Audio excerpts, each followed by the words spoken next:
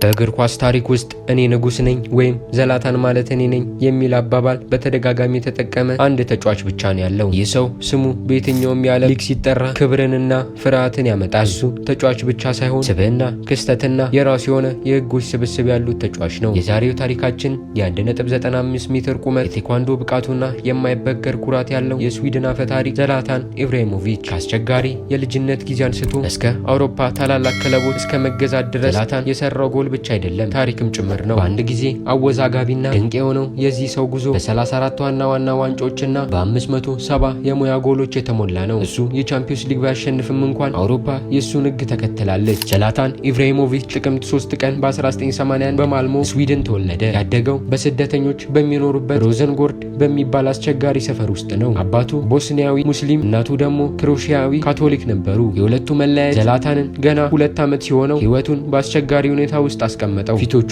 ሁሌም እያነሱ የሚሄዱበት፣ እናቶቹ በአካባቢው ያሉትን ነገሮች ትታገል የነበረችበት የጎዳና ላይ ህይወት ነበር። ዘላታን በወጣትነቱ ብስክሌት በመስረቅና በትምህርት ቤት ችግር በመፍጠር ይታወቅ ነበር። እሱ ስለ ራሱ ሲናገር በሮዘንጎርድ ህይወት መትረፍ ከፈለግ እንደማትፈራ ማሳየት አለብህ። ለኔ እግር ኳስ ለህይወት መትረፊያ መሳሪያ ነበር። ዘላታን በ6 ዓመቱ ኳስ መጫወት ጀመረ። የእግር ኳስ ህይወቱ የጀመረው በማልሞ ኤኤፍኤፍ የወጣቶች አካዳሚ ነው። ችሎታው ያልተለመደም ነበር። ቁመቱ፣ ቅልጥፍናውና ኳስን የማንከባለል ድሪብሊንግ ብቃቱ እጅግ አስደናቂ ነበር። ነገር ግን ስብዕናው ለችግር ይዳርገው ነበር። ኩራቱና በራስ መተማመኑ በአሰልጣኞች ዘንድ ትዕቢት ተብሎ ይፈረጅበት ነበር። በአንድ ወቅት በ15 ዓመቱ እግር ኳስን ትቶ በአንድ ወደብ ላይ ሰራተኛ ለመሆን አስቦ ነበር። የማልሞ ኤኤፍ ስራ አስኪያጅ ጣልቃ ባይገቡ ኖሮ ምናልባት የዓለም እግር ኳስ ዘላታንን አያውቀውም ነበር። በ1999 ዓ.ም በ17 ዓመቱ ለመጀመሪያ ጊዜ የፕሮፌሽናል ውል ከማልም ኤኤፍ ጋር ፈረመ። እዚያ በቆየባቸው 2 ዓመታት ከ40 ጨዋታዎች 16 ጎሎችን በማስቆጠር የትላልቅ ክለቦችን ቀልብ ስቧል። ከእነዚህም መካከል አርሰናል። ዘላታን በአሰልጣኝ አርሰን ቬንገር ለሙከራ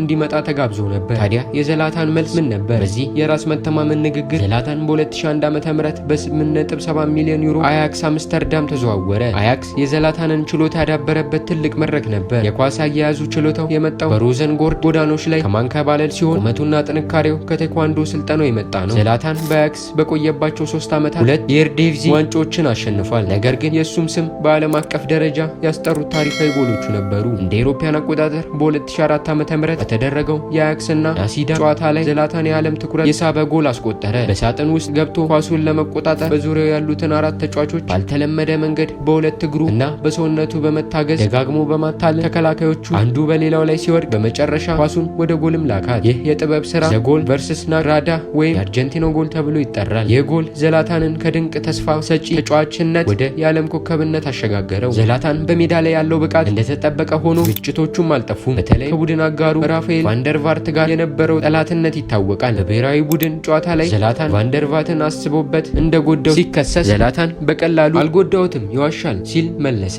ይህ የራስ መተማመን እና ግጭትን ያለመፍራት ባህሪ የሙያ ዘመኑን ሙሉ አብሮት ቆይቷል። በ2004 ዓ.ም ዘላታን በ16 ሚሊዮን ዩሮ ወደ ጣሊያኑ ግዙፍ ክለብ ዩቬንቱስ አቀና። ወደ ዩቬንቱስ እንደደረሰ ወዲያውኑ የቡድኑ ዋና አጥቂ ሆነ። በታላላቅ ተጫዋቾች ጋር በመጫወት ቴክኒካል ብቃቱን ከአካላዊ ጥንካሬው ጋር አጣመረ። በዩቬንቱስ በቆየባቸው 2 ዓመታት ክለቡን ወደ 2 ተከታታይ ሴሪያ ኤ ዋንጫዎች በ2005 እና 2006 መርቷል። እንደ አውሮፓውያን አቆጣጠር በ2006 ዓ.ም ታሪካዊ ካልቾፕሊ የተባለው የጨዋታ ማጭበርበር ቅሌት ጣሊያንን አናወጠ። የዩቬንቱስ ዋና ተነሳሽ ሆኖ ሲገኝ ሁለቱን ያሸነፏቸው ዋንጫዎችን ተነጠቁ እና ክለቡ ወደ 2ኛው ሊግ ሴሪያ ቢ ወረደ። ዘላታን ይህንን እንደ መልካም አጋጣሚ ተመለከተው። በፍጥነት ክለቡን ለቀቀ እና ወደ ዩቬንቱስ ዘላለማዊ ባላንጣ ኢንተር ሚላን በ24.8 ሚሊዮን ዩሮ ተዘዋወረ። ይህ ውሳኔ የዩቬንቱስ ደጋፊዎችን በእጅጉም አስቆጥቷል። ዘላታን ደግሞ በባህሪው አንድ ንጉስ በ2ኛው ሊግ አይጫወትም የሚል አይነት አቋም ነበረው። በኢንተር ሚላን የሙያ ዘመኑ ከፍተኛ ደረጃ ላይ ደርሷል። ለ3 ተከታታይ ዓመታት በ2007፣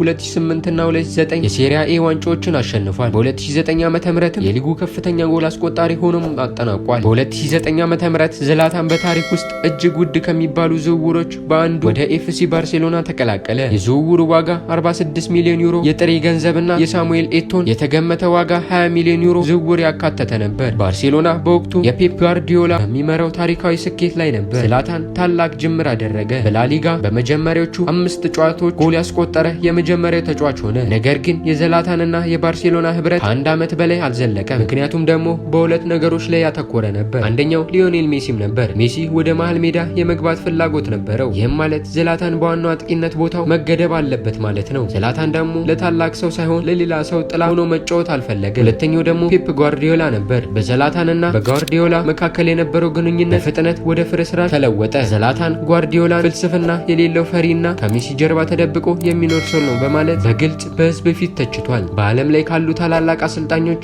በአንዱ ላይ ይህንን አይነት ጥቃት መሰንዘር የዝላታንን አለመታጠፍ ያሳያል። በ2010 ዓ.ም ዝላታን በውሰት ወደ ኤስ ሚላን ተመለሰ። ይህም ማለት የባርሴሎናው ዘመን ለአጭር ጊዜ ተጠናቀቀ ማለት ነው። ከ2012 እስከ 2016 ድረስ ዝላታን ወደ ፓሪስ ሰን ጀርመን ሲቀላቀል ፈረንሳይን ገዛ። በፒኤስጂ በቆየባቸው 4 ዓመታት 4 የሊግ ዋን ዋንጫዎችን አሸንፏል። እንዲሁም ለ3 ጊዜ የሊጉ ከፍተኛ ጎል አስቆጣሪም ሆኗል። በፒኤስጂ በ180 ጨዋታዎች 156 ጎሎችን አስቆጥሮ የክለቡ ታሪካዊ ከፍተኛ ጎል አስቆጣሪ ሆነ። በኋላ በ2016 ፒኤስጂን ሲለቅ ዝነኛ አባባልም ተናግሮ ነው የለቀቀው። እንደ ንጉስም መጣው እንደ አፈ ታሪክ እሄዳለሁ ሲልም ተናግሯል። በ34 ዓመቱ አብዛኛው ሰው ሙያውን አጠናቋል በሚለው እድሜ ዝላታን በነፃ ዝውውር ወደ ማንቸስተር ዩናይትድ በመሄድ ወደ ፕሪሚየር ሊግ ገባ። በእንግሊዝ ውስጥ አንድ የውድድር ዘመን 15 ጎሎችን ያስቆጠረ እጅግ አንጋፋ ተጫዋች ሆነ። በዩናይትድ የመጀመሪያ ዓመቱ የሊግ ካፕ እና የዩሮ ሊግ ዋንጫዎችን በማሸነፍ አሁንም ትልቅ ተጽዕኖ ፈጣሪ መሆኑን አሳይቷል። በዚህ ጊዜ እሱ ፑስካሽ አዋርድን ያሸነፈበት ታሪካዊ ፎርቢች ወይም ብስክሌት ምት በሚባል አጠራር ስሙ ጎል በእንግሊዝ ላይ አስቆጥሯል። ዝላታን በአሜሪካ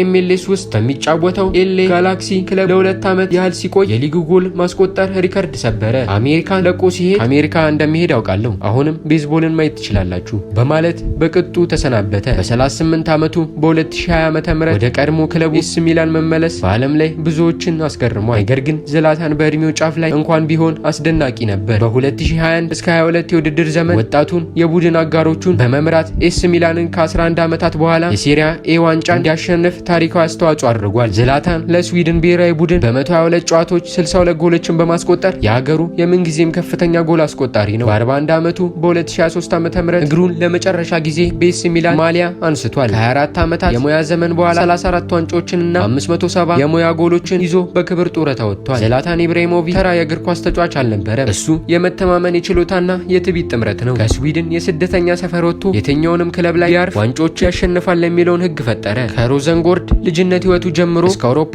ንጉስነት ድረስ ያለውን ጉዞ የሌሎች ሰዎችን ህግጋት መከተል ከፈለግ በጭራሽ አትበልጥም የሚለውን መርሆ የሚያንጸባርቅ ነው። የዝላታን ቅርስ የእግር ኳስ ህግ የጣሰና በኩራቱ የታተመ ነው። እሱ የማይታጠብ የማይፈራና ራሱን አፈታሪክ ብሎ መጥራት የማይፈራ ሰው ነው። የዝላታን የየትኛውን ጊዜ ነው የምትወዱት? የአሳማሚውን የባርሴሎና ዘመን ወይስ በፒኤስጂ የነበረው የበላይነት? የእርሱ ሀሳብ በኮሜንት ላይ ያካፍሉን። ለበለጠ የእግር ኳስ የግል ህይወት ታሪኮች ቪዲዮን ላይክ እና ቻናሉን ሰብስክራይብ ማድረግ አይርሱ። በሚቀጥለው ቪዲዮ እስከምንገናኝ ድረስ ቸር ቆዩልን።